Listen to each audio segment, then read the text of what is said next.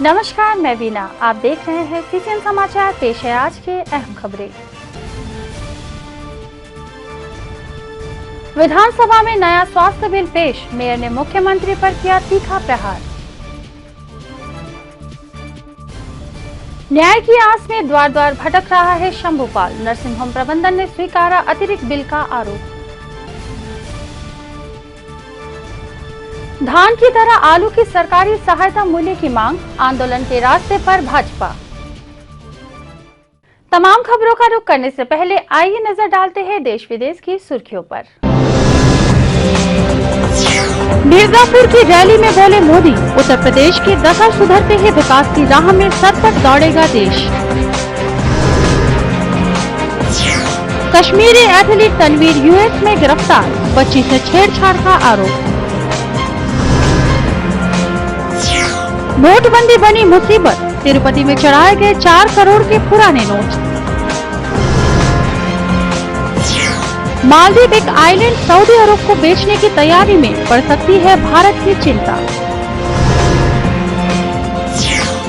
राजस्थान में truck jeep की टक्कर में 17 की मौत, ओवरटेक करने के चलते हुआ हादसा।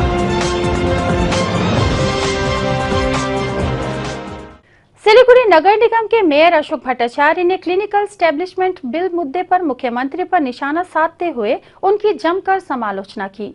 मेयर के अनुसार वर्ष 2010 में राज्य विधानसभा में हूबहू यही बिल पेश की गई थी, लेकिन सिलेक्ट कमेटी में तृणमूल ने उसे रोक दिया था।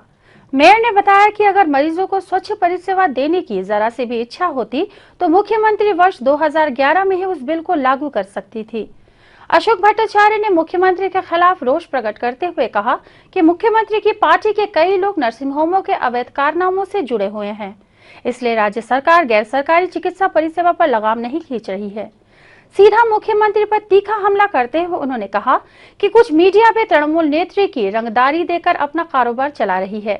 इस तरह के मीडिया से रंगदारी वसूली कर मुख्यमंत्री अचानक सक्रिय हो उठी है। ওনাদের সদিচ্ছা থাকতো 2011 সালে ক্ষমতায় এসেই এই বেআইনি নার্সিং হোমের কার্যকলাপ তাদের অধ্যত্ত তাদের যা ইচ্ছা তাই করা সেটাকে নিয়ন্ত্রণ করতে পারতেন, কিন্তু সেটা তারা না করে প্র্যাকটিক্যালি এই ধরনের কার্যকলাপকে আরো তারা উৎসাহিত করে। সদিচ্ছার অভাব, কারণটা হচ্ছে এটাই, তাদের দলের বিভিন্ন নেতারা এই ধরনের বেআইনি নার্সিং হোমগুলির সঙ্গে যুক্ত আছেন এবং তারা সমস্ত তাদের সঙ্গে একটা আতাত আছে। বেসরকারি নার্সিং হোমগুলির বিরুদ্ধে ব্যবস্থা নেওয়ার জন্য সাথে সাথে সরকারকে হাসপাতালগুলোর পরিষেবাটাকে উন্নত করা উচিত। मेयर ने कहा कि सुपर स्पेशलिटी अस्पताल चालू कर चिकित्सा परिसेवा देने की व्यवस्था की जाती तो आम लोग लाभान्वित होते और इससे गैर सरकारी चिकित्सा परिसेवा को चुनौती मिलती। सिलीगुड़ी के प्रख्यात गैर सरकारी नर्सिंग होम आनंद लोक पर चिकित्सा में लापरवाही व अतिरिक्त बिल थमाने का आरोप लगा है। 41 नंबर वार्ड के रहने वाले शंभूपाल व उसके परिवार ने बताया कि 1 साल से वे पुलिस प्रशासन तथा उपभोक्ता फोरम के चक्कर काट रहे हैं, लेकिन किसी ने उनकी मदद नहीं की। न्याय की आस में वे आज मीडिया के पास पहुंचे। पीड़ित परिवार का कहना है कि उनके परिवार के एक सदस्य को इलाज के लिए आनंदलोक नर्सिंग होम में भर्ती कराया गया था। नर्सिंग होम प्रबंधन ने बिना इलाज कर मरीज को 6 दिनों बाद छुट्टी दे दी। बाद में बाहर इलाज कराकर मरीज को स्वस्थ किया गया। बिल में भी काफी त्रुटियां थी। बिना मेडिकल टेस्ट किए ही मोटी रकम की बिल नर्सिंग होम की ओर से उनके परिवार को थमाया गया। হলো ফলস বিলিং। আমি যখন প্রথম ডক্টর খান্ডারবারকে বললাম যে এখানে যে এতগুলো মিস্টেক হয়েছে, তখন উনি বলে হ্যাঁ ভুল তো হতেই পারে, ভুলের জন্য তো আমরা ইন্স্যুরেন্স করে রেখেছি। আর কোনো পেশেন্ট চিকিৎসা করার পর তারপরে কখনোই এই বিলগুলো খুঁটিয়ে নাটিয়ে কখনোই কেউ দেখে না, কিন্তু আমরা দেখেছি বলে আজকে ভুলগুলো বের হচ্ছে। ডক্টর ভিজিট যখন দেখেনি শনিবার রাত্রে, আবার বৃহস্পতিবার সকালে দীপালিভোগ নিজে আমাদের ভিডিওতে পরিষ্কারভাবে ইসে করা আছে যে উনি নিজের মুখে স্বীকার করেছেন যে 26 তারিখ যখন আমি এসেছি ততক্ষণে আপনাদের ডিসচার্জ হয়ে গেছে। नर्सिंग होम प्रबंधन ने अतिरिक्त बिल की बात स्वीकार लिया, लेकिन इलाज में लापरवाही के आरोप को मानने से इनकार कर दिया। धान की तरह सरकारी सहायता मूल्य पर आलू खरीदने की घोषणा की मांग करते हुए भारतीय जनता पार्टी के किसान मोर्चा की ओर से आज विरोध प्रदर्शन किया गया। फांसीदेवा के कृषि अधिकारी कार्यालय के सामने धरना दिया गया। प्रदर्शन के बाद कृषि अधिकारी को ज्ञापन सौंपा गया तथा आलू की सरकारी सहायता मूल्य 7 रुपए करने की मांग की गई। भाजपा के किसान मोर्चा के राज्य सचिव अरुण मंडल ने बताया कि बाजार में आलू प्याज की बढ़ती कीमत के बाद मुख्यमंत्री ने टास्क फोर्स गठन किया था, जबकि आलू किसान आज भी विपत्ति में है, लेकिन मुख्यमंत्री को कोई चिंता नहीं है। उन्होंने बताया कि विधाननगर में बहुमुखी कोल्ड स्टोरेज रहने के बावजूद वहां पर सरकार आलू संरक्षण की कोशिश नहीं कर रही है। मुख्यमंत्री ममता बंदोपाध्याय गत बছর যখন আলুর দাম বৃদ্ধি পেয়েছিল, কৃষকরা যখন কিছু টাকা পাচ্ছিলেন, তখন তিনি নবান্ন থেকে লাভ দিয়ে নেমে বাজারে নেমে পড়লেন এবং কৃষকদের সেই মূল্যটাকে একটা রোধ করার আপ্রাণ চেষ্টা করলেন, টাস্ক ফোর্স তৈরি করলেন। কিন্তু আজকে দেখা যাচ্ছে কি, আজকে যখন কৃষকরা আলুর দাম পাচ্ছে না, তিনি বোরখা পরে নবান্নে মুখ ঢেকে বসে আছেন।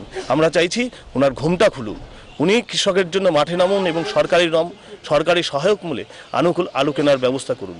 কারণ উনি নিশ্চয়ই চাইবেন না যে আমাদের কৃষকরা লেংটি পড়া জাত, যাদেরকে আমরা আমাদের ফসল বিক্রি করে অন্তত ধুতিটা পড়তে পারি, তার ব্যবস্থাটা উনি করবেন।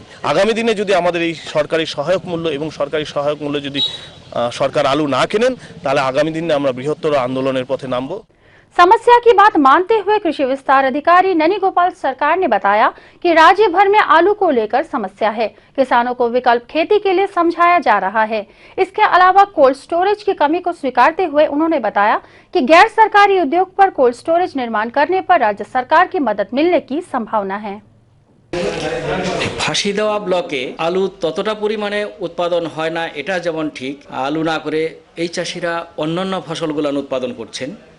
আর এখানে আলুটা তুলনামূলকভাবে কম উৎপাদন হয় বলে আলুর দামটা এখানে কম হবে, এই জিনিসটা কিন্তু বলা যায় না। কারণ আলুর বাজারটা সারা রাজ্যব্যাপী তথা সারা ভারতবর্ষ ব্যাপী প্রায় একই রকম রেট থাকে। হিমঘরটা এখানে নেই, এটা সরকারিভাবে তো হিমঘর করা হয় না, এটা সাধারণত কোনো প্রাইভেট সংস্থার মাধ্যমেই তৈরি হয়। উদ্যোগী হয়ে যদি কোনো ব্যক্তি করেন, তার জন্য সরকার লোনের ব্যবস্থাও রেখেছেন। বিধাননগরে একটা রয়েছে, সেটা মূলত আনারসকে টার্গেট করেই করা। কিন্তু চাষিদের যদি নিজস্ব উদ্যোগ না থাকে ব্যবহার করার জন্য, সঠিক ইউটিলাইজড যদি না করে, তাহলে তো করেই থাকবে, সরকার তো দিয়েছে।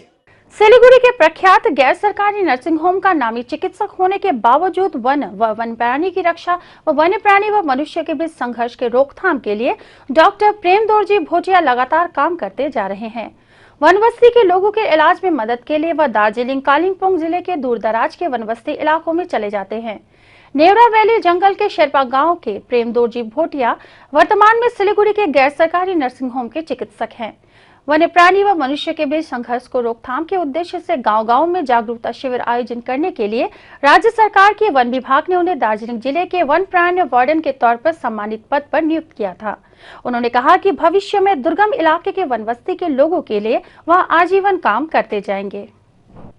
बुनियादी ढांचा दुरुस्त होने के बावजूद सिलीगुड़ी नगर निगम के विभिन्न वार्डों में कचरा सफाई के कामों पर अनियमितता बरकरार है। विभिन्न वार्ड के लोगों के बीच सिलीगुड़ी नगर निगम की सफाई सेवा के खिलाफ रोष बढ़ रहा है। 30 नंबर वार्ड के निवासी रेमी मजूमदार पिछले 2 सालों से कचरों की दुनिया में जी रही है।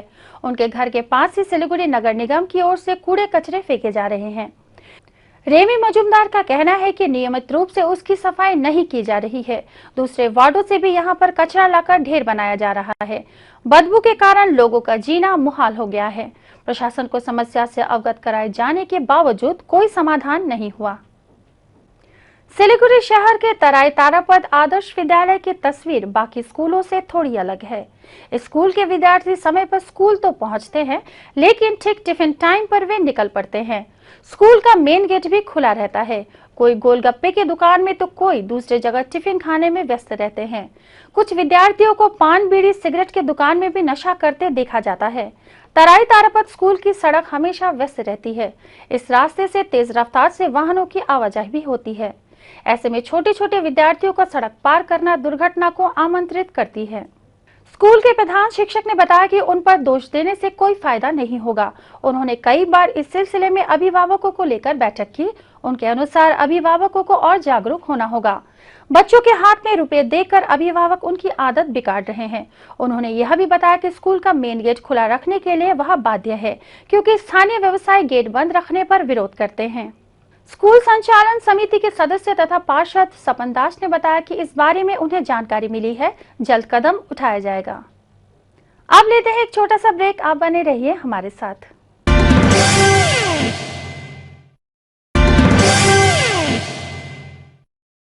ब्रेक के बाद कुछ खबरें एक नजर में। आगामी 1 जुलाई से जीएसटी तथा पण्य परिसेवा कर लागू होने जा रहा है। इसको लेकर आज सिलीगुड़ी में कार्यशाला आयोजित की गई।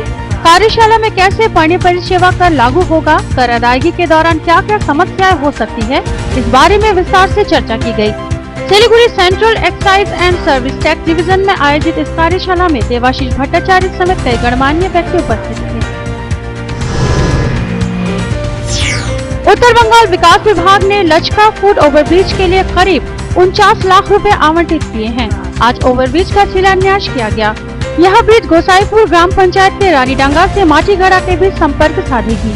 आज शिलान्यास कार्यक्रम में महकमा परिषद के सदस्य शर्मिष्ठा राय, नक्सलबाड़ी पंचायत समिति के विपक्षी दल नेता आनंद घोष समेत कई गणमान्य व्यक्ति उपस्थित थे।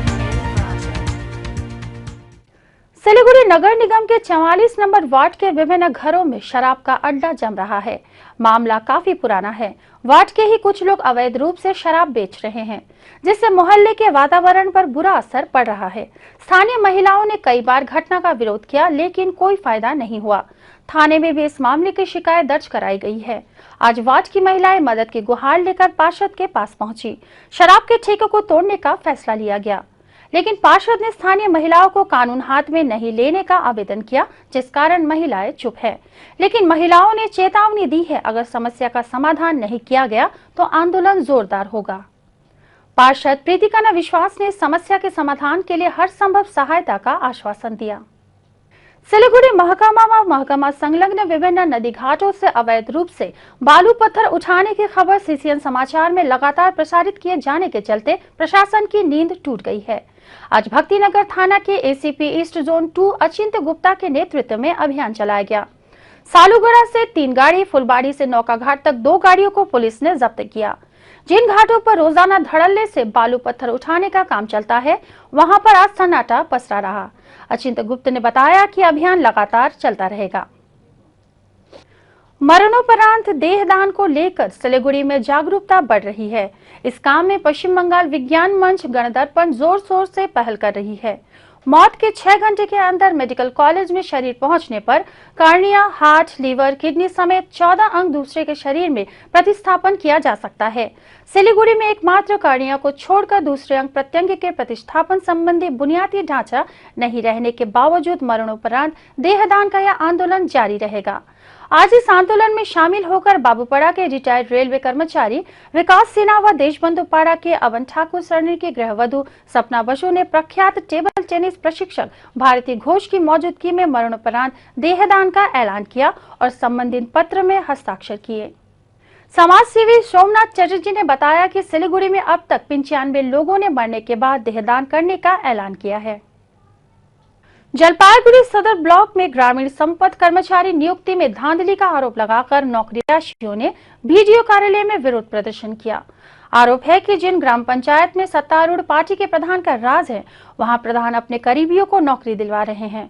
इसको लेकर विभिन्न ग्राम पंचायत के सदस्यों से लेकर स्थानीय लोगों ने आज जलपाईगुड़ी बीडीओ कार्यालय में प्रदर्शन किया। जल्द इस नियुक्ति प्रक्रिया को रद्द कर नए सिरे से कर्मचारी नियुक्ति की मांग आंदोलनकारियों ने की। मंडल घाट ग्राम पंचायत के सदस्य विमान देश सरकार ने बताया कि जलपाईगुड़ी के प्रत्येक ग्राम पंचायत इलाके में हाल ही में 10 विलेज रिसोर्स पर्सन ग्रामीण संपत्ति कर्मी नियुक्ति की नोटिस जारी की गई है। नियुक्ति परीक्षा के एक दिन पहले ही नोटिस जारी किए जाने का आरोप है।